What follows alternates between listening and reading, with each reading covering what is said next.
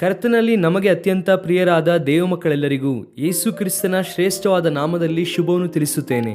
ಎಲ್ಲರೂ ಚೆನ್ನಾಗಿದ್ದೀರಾ? Good morning.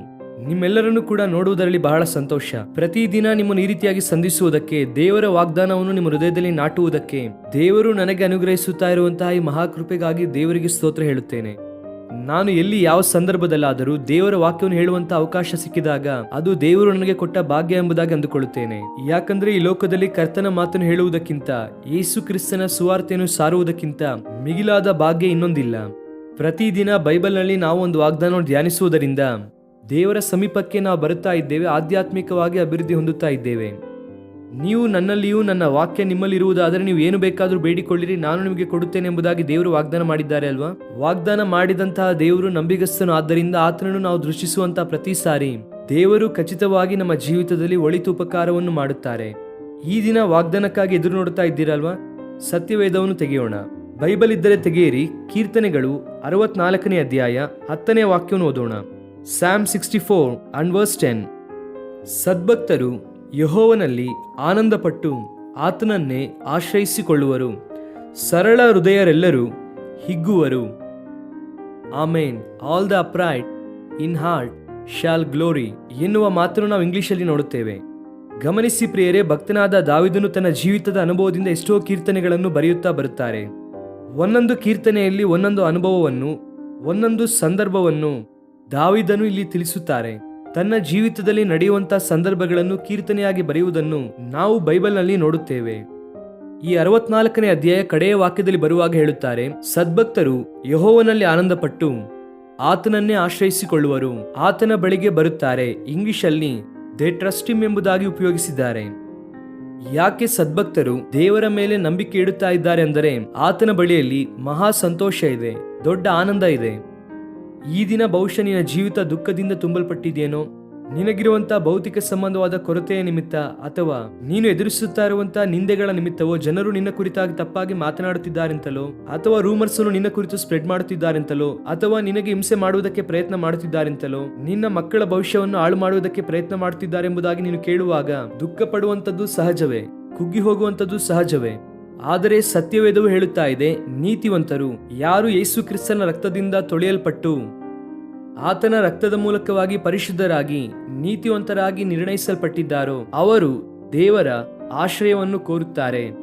ನೀತಿವಂತನು ಇಲ್ಲ, ಒಬ್ಬನಾದರೂ ಇಲ್ಲ ಎಂಬುದಾಗಿ ಬೈಬಲ್ ಹೇಳುತ್ತದೆ ಅಲ್ವಾ? ನಮ್ಮಲ್ಲಿ ಯಾರೊಬ್ಬರು ಕೂಡ ನೀತಿವಂತರಲ್ಲ ಈ ಹಿಂದೆ. ಆದರೆ ಯೇಸು ಕ್ರಿಸ್ತನ ರಕ್ತದಿಂದ ತೊಳೆಯಲ್ಪಟ್ಟಾಗ ನಾವು ನೀತಿವಂತರಾಗಿ ನಿರ್ಣಯಿಸಲ್ಪಡುತ್ತೇವೆ.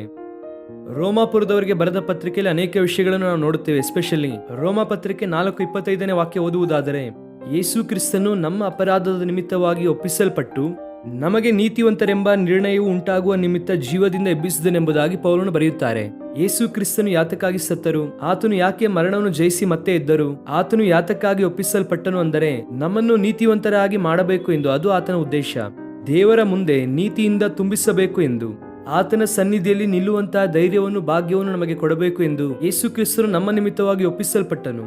ಒಬ್ಬ ಕ್ರೈಸ್ತನ ಜೀವಿತ ಉನ್ನತವಾದ ಅನುಭವದಿಂದ ತುಂಬಲ್ಪಡಬೇಕು ಅಂದರೆ ಪ್ರತಿದಿನವೂ ಕೂಡ ಯೇಸು ಕ್ರಿಸ್ತನ ಮರಣ ಹಾಗೂ ಪುನರುತ್ಥಾನದ ಕುರಿತಾಗಿ ಸ್ಮರಿಸುತ್ತಾ, ಆತನು ನಮಗೋಸ್ಕರವಾಗಿ ಮಾಡಿದಂತಹ ತ್ಯಾಗವನ್ನು ಸ್ಮರಿಸುತ್ತಾ ಆತನನ್ನು ನೆನೆಸಿಕೊಳ್ಳುವುದಾದರೆ, ಹೌದು ದೇವ, ನಶಿಸಿ ಹೋಗುತ್ತಾ ಇರುವಂತಹ ನನ್ನನ್ನು ರಕ್ಷಿಸಿದ್ದೀರಾ, ನರಕಕ್ಕೆ ಹೋಗುತ್ತಾ ಇದ್ದಂತ ನನ್ನನ್ನು ನೀವು ಕಾಪಾಡಿ ರಕ್ಷಿಸಿ ಪರಲೋಕ ರಾಜ್ಯ ನಿವಾಸಿಯನ್ನಾಗಿ ಮಾಡಿದ್ದೀರಾ ಎಂದು ದೇವರನ್ನು ಸ್ತುತಿಸುವುದನ್ನು ನಾವು ಕಲಿತುಕೊಳ್ಳುವಾಗ, ಆತನನ್ನು ಸ್ಮರಿಸುವುದನ್ನು ಕಲಿತುಕೊಳ್ಳುವಾಗ ಪ್ರತಿ ವಿಷಯದಲ್ಲೂ ಕೂಡ ದೇವರ ಸಮೀಪಕ್ಕೆ ನಾವು ಬರಬಹುದು.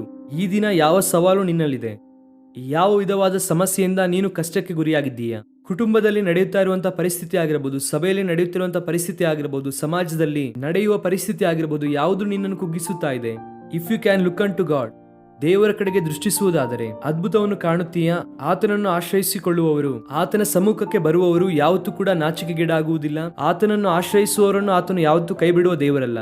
ಅಷ್ಟು ಮಾತ್ರವಲ್ಲದೆ ಕೀರ್ತನಾಗಾರನು ಹೇಳುತ್ತಾನೆ, ಯಥಾರ್ಥ ಮನಸ್ಸಿನಿಂದ ದೇವರನ್ನು ಆರಾಧಿಸುವವರು, ಸೇವಿಸುವವರು ಅವರು ಹಿಗ್ಗುವರು. ಹಿಗ್ಗುವರು ಎನ್ನುವಂತಹ ಮಾತು ಕನ್ನಡ ಭಾಷೆಯಲ್ಲಿ ಬರೆದಿದೆ, ಆದರೆ ಇಂಗ್ಲಿಷಲ್ಲಿ ದೇರ್ ಹಾರ್ಟ್ಸ್ ಇನ್ ಗ್ಲೋರಿ ಎನ್ನುವಂತಹ ಮಾತನ್ನು ನಾವು ಇಂಗ್ಲಿಷಲ್ಲಿ ನೋಡುತ್ತೇವೆ. ದೇವರ ಮಹಿಮೆಯನ್ನು, ದೇವರ ಪ್ರಭಾವವನ್ನು ಅವರು ಹೊಂದಿಕೊಳ್ಳುತ್ತಾರೆ. ಯಾವಾಗ ಅಂದರೆ ಯಥಾರ್ಥವಾದ ಮನಸ್ಸನ್ನು ಅವರು ಹೊಂದಿರುವಾಗ. ಪ್ರಿಯರೇ, ಈ ದಿನವೆಲ್ಲ ದೇವರಲ್ಲಿ ಯಥಾರ್ಥತೆಯಿಂದ ಆನಂದಿಸೋಣ, ಯಥಾರ್ಥವಾಗಿ ದೇವರನ್ನು ಸ್ತುತಿಸೋಣ, ಯಥಾರ್ಥವಾಗಿ ಪ್ರಾರ್ಥಿಸೋಣ, ಯಥಾರ್ಥವಾಗಿ ದೇವರನ್ನೇ ಆತುಕೊಳ್ಳೋಣ. ಒಂದು ಚಿಕ್ಕ ಮಗು ಹೇಗೆ ತನ್ನ ತಂದೆಯನ್ನು ಆತುಕೊಳ್ಳುತ್ತದೋ, ಒಂದು ಚಿಕ್ಕ ಮಗು ಹೇಗೆ ತನ್ನ ತಾಯಿಯನ್ನು ಆತುಕೊಳ್ಳುತ್ತದೋ, ನಾವು ಕೂಡ ದೇವರನ್ನು ಆತುಕೊಳ್ಳೋಣ, ಅದ್ಭುತವನ್ನು ಕಾಣೋಣ. ರಾಜಮಂಡ್ರಿ ಕ್ರೈಸ್ಟ್ ವರ್ಶಿಪ್ ಸೆಂಟರ್ ಇಂದ, ಜಾನ್ ವೆಸ್ಲಿ ಇಂಟರ್ನ್ಯಾಷನಲ್ ಮಿನಿಸ್ಟ್ರೀಸ್ ಇಂದ ನಿಮಗೋಸ್ಕರ ಯಾವಾಗಲೂ ಪ್ರಾರ್ಥಿಸುತ್ತಿದ್ದೇವೆ. ನೀವೆಲ್ಲರೂ ಕೂಡ ದೇವರಲ್ಲಿ ಆನಂದಿಸಬೇಕು, ದೇವರ ನೀತಿಯಲ್ಲಿ ಸ್ಥಿರಪಡಬೇಕು, ದೇವರ ನೀತಿಯಿಂದ ತುಂಬಲ್ಪಡಬೇಕು. ಆನಂತರ ಯಥಾರ್ಥವಾದ ಹೃದಯದಿಂದ ದೇವರ ಮಹಿಮೆ ಹಾಗೂ ಆತನ ಪ್ರಭಾವ ನೀವು ಹೊಂದಿಕೊಳ್ಳಬೇಕು. ಕಣ್ಣು ಮುಚ್ಚಿರೆ, ನಿಮಗೋಸ್ಕರ ಚಿಕ್ಕ ಪ್ರಾರ್ಥನೆ ಮಾಡುತ್ತೇನೆ. ಪ್ರೀತಿಯುಳ್ಳ ತಂದೆ, ನೀವು ನಮಗೆ ಕೊಟ್ಟಂತಹ ವಾಗ್ದಾನಕ್ಕಾಗಿ ಸ್ತೋತ್ರ. ಪ್ರತಿ ವಾಗ್ದಾನವನ್ನು ಕೂಡ ನಮ್ಮ ಜೀವಿತದಲ್ಲಿ ನೆರವೇರುವಿಕೆಗೆ ನೀವು ತರುತ್ತೀರ, ಅದಕ್ಕಾಗಿ ನಿಮಗೆ ಸ್ತೋತ್ರ. ಈ ದಿನ ನಮ್ಮ ಪ್ರಿಯರು ಯಾರ್ಯಾರು ಕಳವಳದಲ್ಲಿ, ಆತಂಕದಲ್ಲಿ, ದುಃಖದಲ್ಲಿ, ಪ್ರತಿಕೂಲ ವಾತಾವರಣದಲ್ಲಿ ಇದ್ದಾರೋ, ಅಯ್ಯ ಪ್ರವಾಹದೋಪಾದಿಯಲ್ಲಿ ಸಮಸ್ಯೆಯವರನ್ನು ಕುಗ್ಗಿಸುತ್ತಾ ಇದೆಯೋ, ಅವರೆಲ್ಲರನ್ನು ಕೂಡ ನೀವೇ ಮುಟ್ಟಿ ನಿನ್ನಲ್ಲಿ ಆನಂದಿಸುವಂತ ಭಾಗ್ಯವನ್ನು ಅವರಿಗೆ ದಯಪಾಲಿಸಿರಿ. ನಿಮ್ಮ ಆಶ್ರಯನ್ನು ಕೋರುವವರು ಯಾವಾಗಲೂ ಕೂಡ ಅವರು ಸಂತೋಷಿಸುತ್ತಾರೆಂದು, ಅಥವಾ ನಿಮ್ಮ ಆಶ್ರಯ ಕೋರುವವರು ನಿಮ್ಮ ಕರದಲ್ಲಿ ಸುರಕ್ಷಿತವಾಗಿರುತ್ತಾರೆ ಎಂಬುದಾಗಿ ಅನೇಕ ವಿಷಯಗಳನ್ನು ನಿಮ್ಮ ವಾಕ್ಯದಲ್ಲಿ ಬರೆಸಿದ್ದೀರ, ಅದಕ್ಕಾಗಿ ಸ್ತೋತ್ರ. ನಮ್ಮ ಆಶ್ರಯ ನೀವೇ, ನಮ್ಮ ಶರಣು ನೀವೇ, ನಮ್ಮ ಆಧಾರ ನೀವೇ, ನಮ್ಮ ಕೋಟೆಯೂ ನೀವೇ, ಸಮಸ್ತವೂ ನೀವೇ, ಅದಕ್ಕಾಗಿ ಸ್ತೋತ್ರ. ಈ ದಿನ ನಮ್ಮ ಪ್ರಿಯರನ್ನು ಬಲಪಡಿಸಿರಿ. ಅನಾರೋಗ್ಯದಿಂದ ಯಾರು ಇದ್ದಾರೋ ನಿಮ್ಮ ಶಕ್ತಿಯನ್ನು ಅವರಲ್ಲಿ ತುಂಬಿಸಿ ಅವರನ್ನು ಸ್ವಸ್ಥಪಡಿಸಿರಿ. ಆರ್ಥಿಕವಾಗಿ ಯಾರು ಸಂಕಷ್ಟದಲ್ಲಿದ್ದಾರೋ ಅವರನ್ನು ಮೇಲೆತ್ತಿ ನಿಮ್ಮ ಆಶೀರ್ವಾದ ಹಾಗೂ ಅನುಗ್ರಹ ಅವರ ಮೇಲೆ ಇರಲಿ ದೇವ. ಕನಿಕರಿಸಿ ಒಳಿತು ಮಾಡಿರಿ. ನಿನಗೋಸ್ಕರ ದೊಡ್ಡ ಕಾರ್ಯವನ್ನು ಮಾಡಬೇಕೆಂದು ಅಂದುಕೊಂಡಿರುವಂತಹ ಪ್ರತಿಯೊಬ್ಬರನ್ನು ನಿಮ್ಮ ಮಹಿಮೆ ಶಕ್ತಿಯಿಂದ ತುಂಬಿಸಿರಿ. ಅವರ ಮಕ್ಕಳನ್ನು, ಅವರ ಕುಟುಂಬವನ್ನು, ಅವರ ಉದ್ಯೋಗ ವ್ಯಾಪಾರ ಎಲ್ಲವನ್ನು ಆಶೀರ್ವದಿಸಿ. ಯೇಸು ಕ್ರಿಸ್ತನ ನಾಮದಲ್ಲಿ ಬೇಡಿ ಹೊಂದಿಕೊಳ್ಳುತ್ತೇವೆ ನಮ್ಮ ತಂದೆಯೇ. Amen, amen. God bless you dear friends. ಒಂದು ವೇಳೆ ಇನ್ನೂ ಕೂಡ ಈ ಚಾನಲ್ ಅನ್ನು ಸಬ್ಸ್ಕ್ರೈಬ್ ಮಾಡದೇ ಇದ್ದರೆ ಎಲ್ಲರೂ ಕೂಡ ಸಬ್ಸ್ಕ್ರೈಬ್ ಮಾಡಿರಿ.